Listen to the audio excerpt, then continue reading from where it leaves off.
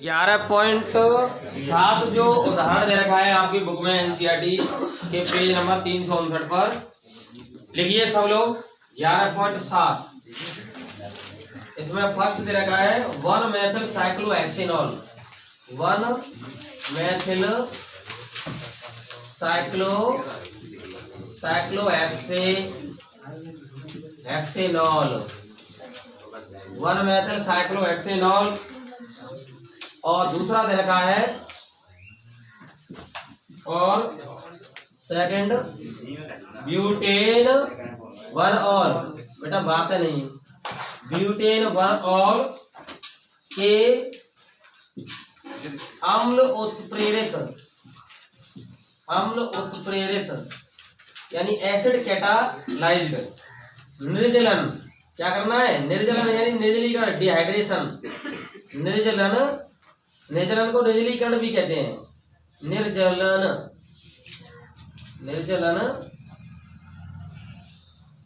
Dehydration के मुख्य उत्पादों की मुख्य उत्पादों की प्रागुक्ति यानी विवेचना, एक्सप्लेन, प्राउसी कीजिए। ठीक है। Explain the formation of main product by the acid catalyzed dehydration of 1 methyl cyclohexanol and butane 1 all. Explain the preparation of main products of acid catalyzed dehydration of 1 methyl cyclohexanol and butane 1 all. ठीक है। तो सबसे पहले हमें 1 methyl cyclohexanol से बनाना है। इसका क्या कराना है? अम्ल उत्प्रेरकी जलयोजन निर्जलीकरण कराना है। तो हम साइक्लोहेक्सेन की संरचना बना लेते हैं। साइक्लोहेक्सेन ये 6 कार्बन होंगे। ठीक है। 1 मेथिल कह रहा है। चलो 1 मेथिल 1 पर हमने मेथिल यहाँ पर जोड़ लिया ऐसे, और साइक्लोहेक्सेनॉल कह रहा है तो 1 पोजीशन पर ही फिर ऑल लगाना पड़ेगा, क्योंकि पोजीशन इसमें केवल एक दे रखी है 1 मेथिल। तो 1 पर मेथिल हो गया और साइक्लोहेक्सेन ये हो गया, और ऑल की कोई पोजीशन नहीं रखी तो फिर 1 पर ही जोड़ना है। ठीक है। तो ये बन गई संरचना। अब देखो यहाँ पर ये कार्बन हो गया, तो इस कार्बन क्रियात्मक समूह से जुड़ा हुआ ये अल्फा कार्बन हो गया। क्या हो गया? ये अल्फा कार्बन। और यहाँ पर ये CH2 ये हो गया, ये बीटा कार्बन हो गया। क्या हो गया? और इधर भी बीटा कार्बन है ये। ठीक है। तो अब देखो कि इसका क्या कराना है? निर्जलीकरण कराना है। तो निर्जलीकरण कराएंगे तो निर्जलीकरण बताओ किसकी उपस्थिति में कराते हैं? हमने सेहतजैव का नियम बताया था हेलोएल्केन में, लेकिन यहाँ पर हम सांद्र H2SO4 की उपस्थिति में निर्जलीकरण कराएंगे। सांद्र H2SO4 की जगह पर आप H3PO4 ले सकते हैं, फॉस्फोरिक अम्ल। ये यहाँ पर निर्जली कारक होंगे। क्या होंगे? निर्जली कारक यानी डिहाइड्रेटिंग एजेंट। निर्जली कारक डिहाइड्रेटिंग एजेंट या डिहाइड्रेशन एजेंट कह सकते हैं। ये क्या करेंगे? देखो सबसे पहले हमने अल्फा कार्बन से OH ले लिया और इसके बीटा कार्बन से H ले लिया, तो ये बनेगा CH2 और डबल बॉन्ड, और ये बन जाएगा पहला कंपाउंड। तो ये बनेगा। ठीक है। क्योंकि आपने क्या किया कि अल्फा कार्बन से OH और इधर ऊपर बीटा कार्बन हो गया, CH3 में से एक H ले लिया, H और OH H2 बाहर निकल जाएगा। बहुत इंपॉर्टेंट सवाल है, ऐसे क्वेश्चन आते हैं एग्जाम में। ऊपर भी तो बीटा कार्बन है, इधर भी तो बीटा कार्बन है, इधर बीटा डैश हो जाएगा। तो एक तो ये बन गया। हाँ, इस कार्बन पर 2 हाइड्रोजन है, यहाँ पर डबल बॉन्ड वगैरह नहीं है, साइक्लोहेक्सेन है। सभी जगह CH2 है बेटा है। यहाँ सभी जगह CH2 है। ठीक है इसका बेटा, समझ में आया? क्या CH2 क्या बता रहा है कि यहाँ पर डबल बॉन्ड नहीं है। क्या है? केवल एकल बंध है। ध्यान रखना, साइक्लोहेक्सेन तभी तो होगा। हेक्सेन N लग रहा है ना, तो N में एकल बंध आएगा। अब एक तो ये बना लिया, दूसरा यहाँ से अल्फा कार्बन से OH और बीटा कार्बन से H, दूसरा ये बनेगा। यहाँ पर डबल बॉन्ड बन जाएगा, ऊपर ये CH3 एज इट इज रहेगा। ठीक है, दूसरा ये बन जाएगा। और कितने जल के अणु बाहर निकल जाएंगे? 2 जल के अणु। इसके हमें कितने अणु लेने पड़ेंगे? 2 अणु। ठीक है, चाहे अलग अलग लिख लो इनको, ऐसे अलग अलग लिख सकते हैं ऐसे। ये CH3 और यहाँ OH है, इस OH को हमने ऐसे लिख लिया और इस CH में से एक हाइड्रोजन को ऐसे निकाल लिया। नेक्स्ट टाइम हमने यहाँ बीटा डैश कार्बन से OH, यहाँ से H, इस beta carbon beta dash carbon हो गया भाई। ऊपर वाला हमने बीटा कार्बन माना तो बीटा कार्बन से ऊपर से निकाला तो पहला प्रोडक्ट ये बना, और इस वाले बीटा डैश कार्बन से निकालेंगे इधर से तो ये वाला बनेगा, डबल बॉन्ड आ जाएगा ना यहाँ। ठीक है, और 2H2O बन जाएगा। अब ये क्या है भाई? मैथिलीन साइक्लोहेक्सेन। इसका नाम क्या है? ये कई विद्यार्थी बातों पर तुले रहते हैं, इनको कोई मतलब ही नहीं है। मैथिलीन साइक्लोहेक्सेन। स्कूल की एक्स्ट्रा क्लास चल रही है तो आप इस एक्स्ट्रा क्लास में मेहनत क्यों नहीं करते हैं? खींच के जाल पर पड़ जाएगा। मैथिलीन साइक्लोहेक्सेन बन गए। और दूसरा कौन सा है? इसका नाम क्या होगा? मैथिल 1 साइक्लोहेक्सेन। 1 पोजीशन से जुड़ा है ना, 1 मैथिल 1 साइक्लोहेक्सेन। बहुत इंपॉर्टेंट क्वेश्चन है ये। चलो लिखिए, आपको मैंने प्रश्न को लिखा दिया, इसको लिखिए इस तरह से। 2 अलग अलग संरचना इस तरह से बना लेना। अगर आपको ये संरचना समझ में नहीं आई हो तो दोबारा बना दो। चलो देखो, सरल करके बना देता हूं। ये आप यहाँ सरल करके ऐसे ये हो गया 1 मैथिल और ये हो गया साइक्लोहेक्सेन। ठीक है, यहाँ पर एक कार्बन हो गया और यहाँ पर CH2। ठीक है, ये बना लो है। इन दोनों के स्थान पर ऐसे बना सकते हैं। ठीक है भैया, और इसका सांद्र H2SO4 अथवा सांद्र H3PO4 concentrate sulphuric acid, concentrate phosphoric acid से निर्जलीकरण कराएंगे, निर्जलन, तो ये बनेंगे 2 उत्पाद बनेंगे। कौन से नियम के द्वारा? सेथ-जेफ के नियम के द्वारा। अब मुझे बताओ कि सेथ-जेफ के नियम के द्वारा इसमें मुख्य उत्पाद कौन सा होगा? सेथ-जेफ नियम,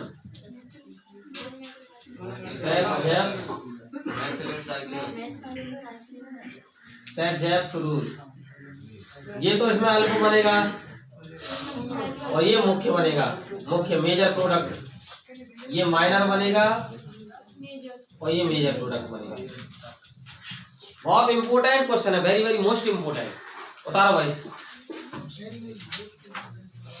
11.7 जो दे रखा है आपकी बुक में, बहुत इंपोर्टेंट क्वेश्चन है बेटा।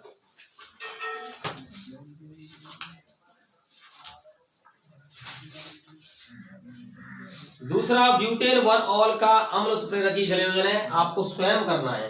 Butane 1 all, butane 1 all, butane 1 all कर सकते हो ना? ब्यूटेन 1 ऑल, इसकी संरचना मैं बता सकता हूं। ब्यूटेन 1 ऑल का अम्ल उत्प्रेरकी संयोजन, अम्ल उत्प्रेरकी जल योजन, सॉरी अम्ल उत्प्रेरकी निर्जलन, अम्ल उत्प्रेरकी निर्जलन। ठीक है, acid catalysed dehydration of butane 1 all, acid catalysed dehydration of butane 1 all. Butane 1 all, butane 1 all है या ब्यूटेन 2 ऑल है? ब्यूटेन 1 ऑल है। तो ब्यूटेन 1 ऑल का डिहाइड्रेशन करें तो अल्फा कार्बन ये हो गया और बीटा कार्बन ये हो गया। ठीक है, तो अल्फा कार्बन से OH और बीटा कार्बन से H। बहुत आसान है। सांद्र H2SO4 की उपस्थिति में निर्जलीकरण कराएंगे तो 170 डिग्री सेंटीग्रेड लेंगे, यहाँ भी 170 डिग्री सेंटीग्रेड लेंगे। ठीक है, कम से कम 170 डिग्री सेंटीग्रेड पर निर्जलीकरण होता है। कम ताप ले लिया 140, तो फिर क्या हो जाएगा? ईथर बन जाएगा। 170 डिग्री सेंटीग्रेड अर्थात 343 केल्विन लेना पड़ेगा। 443 केल्विन लेना पड़ेगा, है ना। और यहाँ ये बन जाएगा 1 ब्यूटीन बनेगा बेटा। इससे क्या बन जाएगा, यहाँ ब्यूटेन 1 ऑल का अम्ल उत्प्रेरकी जलयोजन कराएंगे तो अल्फा कार्बन से OH, बीटा कार्बन से H जल बाहर निकल जाएगा, तो ब्यूटीन यानी 1 ब्यूटीन बन जाएगा। क्या बन जाएगा, 1 ब्यूटीन। ओके, तो ये आपकी बुक का 11.7 क्वेश्चन हो गया, 11.7।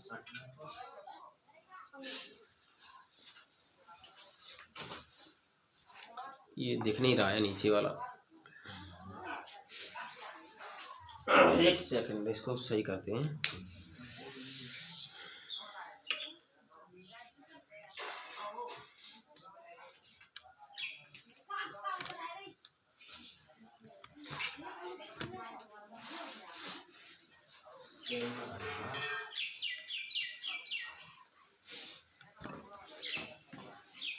ये अच्छी तरह से इस तरह से देख लीजिए, ये पहले दिख नहीं रहा था, अच्छी तरह से देख लो उसको, है ऐसे।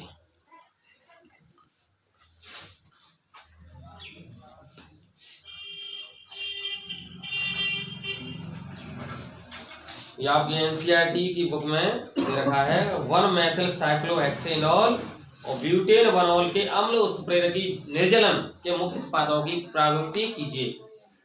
Explain the preparation of main product by the acid catalyzed dehydration of 1 methyl cyclohexanol and butane 1 all. तो इसका अम्ल उत्प्रेरकी जलयोजन एसिड कैटालाइट डिहाइड्रेशन करेंगे तो एल्कोहल का अम्ल उत्प्रेरकी निर्जलीकरण कराते हैं तो सांद्र H2SO4 या फॉस्फोरिक अम्ल के द्वारा कराते हैं। लेकिन जैसे एल्कोहल होता तो उसका विलोपन अवधिया एलिमिनेशन कराते हैं एल्कोहल की, तो एल्कोहलिक QH लेते हैं। क्या लेते हैं, एल्कोहलिक QH लेते हैं, हेलोएल्केन सेस्जेब के नियम से, ठीक है। लेकिन यहाँ एल्कोहल का आपको निर्जलीकरण कराना है, विलोपन कराना है, एलिमिनेशन, तो यहाँ सांद्र H2SO4 या सांद्र फॉस्फोरिक अम्ल का यूज करेंगे। तो इस पहले वाले से जो उत्पाद होना, तो इसमें मुख्य उत्पाद और निम्न उत्पाद सेस्जेब के नियम से बनाएंगे। तो देखिए अल्फा कार्बन से OH और अल्फा कार्बन से बीटा कार्बन ऊपर जुड़ा हुआ है मेथिल, वहां से एक H ले लिया, यहाँ से अल्फा कार्बन से OH, H और OH H2 बाहर निकल गया तो CH2 और C के बीच में डबल बॉन्ड बन जाएगा, इसको बोलेंगे मेथिलीन। और ये साइक्लोहेक्सेन ये कम मात्रा में बनेगा। लेकिन साइक्लोहेक्सेन के अंदर एक बीटा कार्बन और दे रखा है, दोनों तरफ बीटा कार्बन है, अल्फा और बीटा दोनों तरफ है, बीटा बीटा डैश, तो कोई सा एक बीटा का डैश कार्बन ले लेंगे।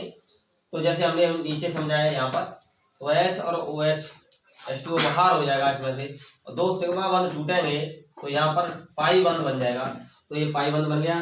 इसमें द्विबंधित कार्बन से ज्यादा मात्रा में, ज्यादा संख्या में एक समूह जुड़े हुए हैं तो मुख्य उत्पाद होगा major product according to Saytzeff rule, यानी सेस्जेब के नियम के अनुसार। इसका नाम क्या होगा, 1 मेथिल 1 साइक्लोहेक्सीन, 1 पोजीशन पर डबल बॉन्ड आ रहा है, ठीक है। ब्यूटेन 1 ऑल का अम्ल उत्प्रेरकी निर्जलीकरण कराएंगे तो सीधा सीधा है कि अल्फा कार्बन पर OH जुड़ा हुआ है, बीटा कार्बन पर H, तो OH और H H2O बाहर निकल जाएगा, CH और CH2 के बीच में डबल बॉन्ड बन जाएगा तो 1 ब्यूटीन बन जाएगा। ओके, तो 11.7 वाला ये प्रश्न आपको सॉल्व हो गया। 11.8 वाला प्रश्न क्या कह रहा है, देखिए ऑर्थो एवं पैरानाइट्रोफिनॉल, ऑर्थो एवं पैरानाइट्रोफिनॉल फिनॉल से अधिक अम्लीय होती है। क्या होती है, फिनॉल से अधिक अम्लीय होती है। उनके संगत फिनॉक्साइड आयनों की अनुनादी संरचनाएं बनाइए। आप इसको स्वयं कर सकते हो। मैंने आपको बताया था कि फिनॉल की तुलना में नाइट्रो समूह बेंजीन वलय पर जुड़े हों तो वो इलेक्ट्रॉन आकर्षी समूह है, यानी इलेक्ट्रॉन अपना एक प्रत्याहार्य समूह है, वो क्या करते हैं, इलेक्ट्रॉनों को खींच लेते हैं। और फिनॉल के अंतिम ऑक्सीजन पर इलेक्ट्रॉन घनत्व कम कर देते हैं और OH बंध को कमजोर कर देते हैं, तो ज्यादा प्रोटॉन निकलेंगे, और ज्यादा प्रोटॉन निकलेंगे तो अम्लीयता बढ़ाएंगे। तो ऑर्थो एवं पैरानाइट्रोफिनॉल की अम्लीयता क्या होगी, ज्यादा होगी फिनॉल की तुलना में। ऐसे आप लिख सकते हैं ना, क्योंकि नाइट्रो समूह क्या है, इलेक्ट्रॉन आकर्षी या इलेक्ट्रॉन अपने या इलेक्ट्रॉन प्रत्याहार समूह है, ठीक है।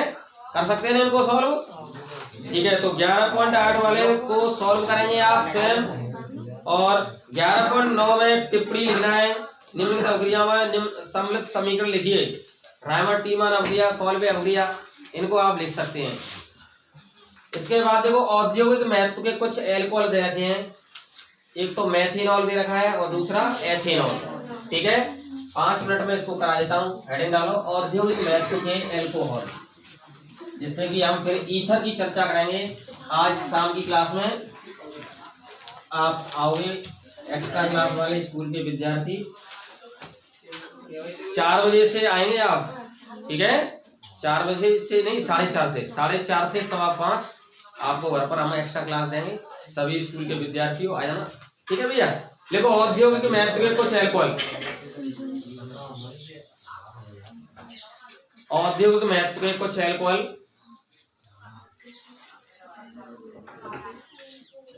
Important alcohol for purpose of industrial, यानी औद्योगिक महत्व के एल्कोहल। ठीक है, एल्कोहल ऑफ इंडस्ट्रियल इंपोर्टेंस। पहला है मेथेनॉल। पहला कौन सा है?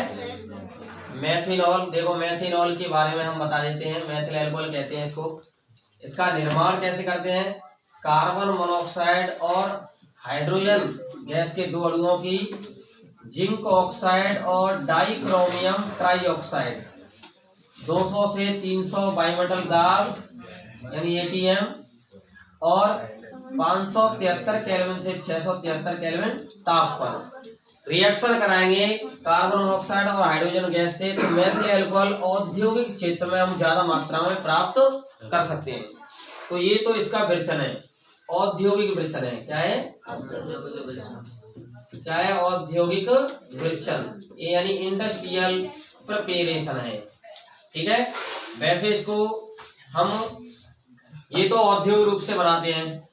लिख लो इसको फटाफट। मेथिल अल्कोहल का औद्योगिक वृक्षण ये हो गया कि कार्बन मोनोऑक्साइड और हाइड्रोजन गैस के 2 मोल, जिंक ऑक्साइड डाइक्रोमियम ट्राइऑक्साइड उत्प्रेरक, ये उत्प्रेरक है कैटलिस्ट, और 200 से 300 वायुमंडलीय दाब एटमॉस्फेयर और 573 से 673 केल्विन, तो मेथिल अल्कोहल बन जाएगा। मेथिल अल्कोहल को लकड़ी के भंजक आसवन से भी प्राप्त किया जाता है। मेथिल अल्कोहल, इस मेथिल अल्कोहल को कास्ट स्पिरिट भी कहते हैं। कास्ट स्पिरिट यानी wood spirit, cast spirit, wood spirit, कांठज अल्कोहल भी कहते हैं। कांठज अल्कोहल, मेथिल स्पिरिट भी कहते हैं। तो लकड़ी के भंजक आसवन से प्राप्त किया जाता है। लकड़ी के भंजक आसवन से प्राप्त किया जाता है। लकड़ी के भंजक आसवन से इसको प्राप्त किया जाता है। Cracking distillation of wood, cracking distillation of wood to form methyl alcohol. इसका लकड़ी का भंजक आसवन वायु की अनुपस्थिति में करते हैं। Cracking distillation of wood to form methyl alcohol. Methyl alcohol is also known as wood spirit, wood alcohol. Methyl alcohol, methyl alcohol क्या होता है? मेथेनॉल। ध्यान रखें, मेथेनॉल कैसा होता है? मेथेनॉल विषैला होता है, विषैला, टॉक्सिक। ठीक है, मेथेनॉल इज ए टॉक्सिक। ठीक है, लेकिन एथेनॉल, एथेनॉल कैसा होता है? एथेनॉल नशेला होता है। ठीक है, ये विषैला होता है तो ये नशेला होता है। ठीक है, एथेनॉल इज ए, नशा करने को क्या कहते हैं? नहीं, इंग्लिश में क्या कहते हैं नशेला को? नो नो नो, नशा करना है? नो नो नो, यानी एक तरह से बेहोश करना या नशा करना। चलो स्पेलिंग ढूंढना, मुझे ध्यान नहीं है। ठीक है, लिखिए फटाफट इसको। एथेनॉल नशेला होता है,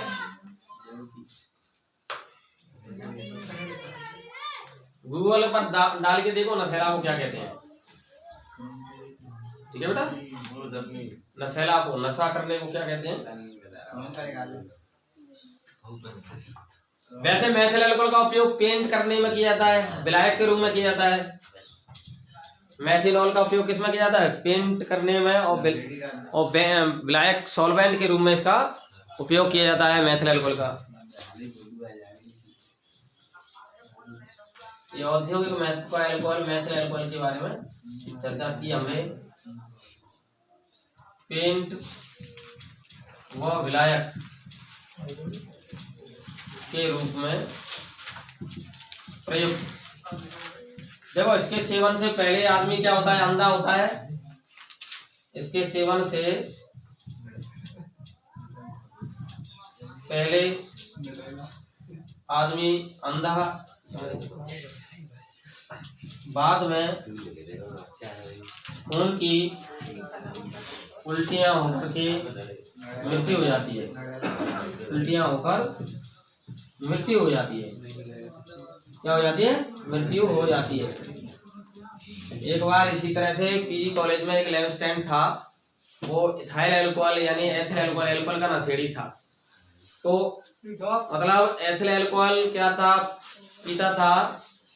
तो लैब में क्या होता है, एथिल अल्कोहल की बोतल तो होती हुई है, तो एथिल अल्कोहल में से एथिल शब्द मिट गया था वहां से, और मिथाइल अल्कोहल और इथाइल अल्कोहल कुछ भी नहीं दिखाई दे रहा कि कौन सा है। मतलब मेथिल अल्कोहल वहां से हट गया था। एथिल अल्कोहल और मिथाइल अल्कोहल में कोई कंफ्यूजन नहीं हो रहा था, मेथिल अल्कोहल ही था, और मेथिल शब्द वहां से हट गया था। वो समझ रहा था एथिल अल्कोहल है, तो उसने मेथिल अल्कोहल को पी लिया। तो थोड़ी देर पश्चात वह अंधा हो गया। उसके बाद फिर उसको खून की वॉमिटिंग हुई। इस सन 2003 की बात है, जब मैं बीएससी कर रहा था। तो कुछ देर पश्चात, 1 घंटे पश्चात वह खत्म हो गया। इसलिए ध्यान रखें कि एथिल अल्कोहल का सेवन नहीं करें, क्योंकि एथिल अल्कोहल बहुत ही हानिकारक होता है। निर्जलीकरण कर देता है शरीर का, और किडनी, लीवर और सभी शरीर को क्या कर देता है? खराब कर देता है। इसलिए एथिल अल्कोहल से दूर रहें।